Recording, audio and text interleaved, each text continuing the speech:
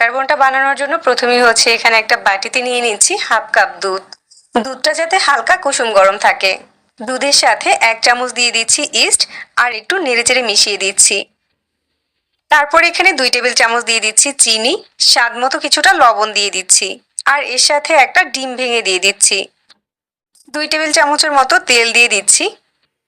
এখন এখানে 1.5 কাপ ময়দা দিয়ে দিচ্ছি। এবার সবকিছু একসাথে নেড়েচেড়ে খুব ভালো করে মাখিয়ে নিব। সবকিছু একসাথে মিশিয়ে নেওয়ার পর ডোটাকে হাত দিয়ে মাখিয়ে খুব ভালো করে সফট করে নিব। ময়দার এই ডোটা যতটা বেশি সফট হবে বাটার বোনটাও অতটাই সফট হবে। তো ময়দার ডোটাকে আমি এরকম সফট করে মাখিয়ে নিয়েছি। এবার একটা ঢাকনা দিয়ে ঢেকে ময়দার ডোটাকে 1 থেকে 1.5 ঘন্টার জন্য রেস্টে দিয়ে দিব। 1 থেকে 1.5 ঘন্টা পরই ময়দার ডোটা অনেকটাই ফুলে উঠেছে।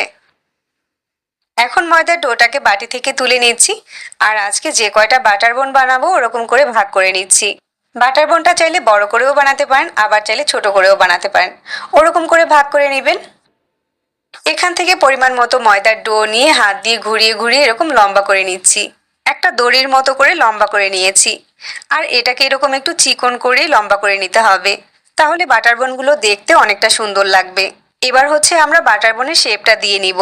তো এটাকে লম্বা করে নেওয়ার পর প্রথমে এটাকে আমি সমান করে রাখছি। অর্ধেকটা পরিমাণ রেখে বাকি অর্ধেকটা দিয়ে এভাবে করে পেঁচিয়ে নিচ্ছি। অনেকটা রশির মতো করে পেঁচিয়ে নিতে হবে আর দুটোর মাথাকে একসাথে লাগিয়ে দিতে হবে। আর বাকি যে অর্ধেকটা রয়েছে ওইটা দিয়ে উল্টো করে এভাবে প্যাঁচ দিয়ে দিতে হবে। তাহলেই কিন্তু বাটার বোন তৈরি হয়ে যাবে। আর বাটার বোনটা যদি এরকম একটু লম্বা সাইজের হয় তাহলেই কিন্তু দেখতে বেশি সুন্দর লাগে। বাটার বোনের জন্য ময়দার ডোটাকে চিকন করে একটু লম্বা করে নেবেন, কারণ বেক করার পর বাটার বোনটা অনেকটাই ফুলে ওঠে। বাটার বোনটা তৈরি করার পর এটা দেখতে কিন্তু অনেক কিউট লাগছে। আর এভাবে করেই আজকে সবগুলো বাটার বোন আমি বানিয়ে নিয়েছি। সহজেই এরকমভাবে বাটার বোন বানিয়ে নেওয়া যায়। আর আজকে সবগুলো বাটার বোন ঠিক একইভাবে বানিয়ে নিয়েছি। বনগুলোকে এবার একটা প্লেটে নিয়ে নিচ্ছি আর প্লেটটাতে আগেই কিছুটা তেল ব্রাশ করে নিয়েছিলাম। প্লেটে নেওয়ার পর বনগুলোকে একটু রেস্টে দিয়ে দিবেন, তাহলেই দেখা যাবে এগুলো ডাবল হয়ে যাবে। বনের উপরটাতে যাতে সুন্দর একটা কালার আসে এজন্য উপর দিয়ে একটু ডিমের কুসুম ব্রাশ করে দিচ্ছি। আর এগুলো কিন্তু এখন অনেকটাই ফুলে উঠেছে। বনগুলো বেক করার জন্য চুলায় আগেই একটা পাত্র বসিয়ে আমি 10 মিনিটের মতো প্রিহিট করে নিয়েছিলাম। এর ভিতরে একটা স্ট্যান্ড বসিয়ে প্লেটটাকে দিয়ে দিচ্ছি। চুলার আঁচটাকে মিডিয়ামে রেখে এটাকে 30 মিনিটের মতো বেক করে নিব। 180 ডিগ্রি তাপমাত্রায় 10 মিনিট প্রিহিটেড ওভেনে আধা ঘন্টার মতো বেক করে নিতে পারেন। তো আমাদের বনগুলো এখন বেক করা হয়ে গিয়েছে আর উপরটাতে সুন্দর একটা কালারও এসেছে।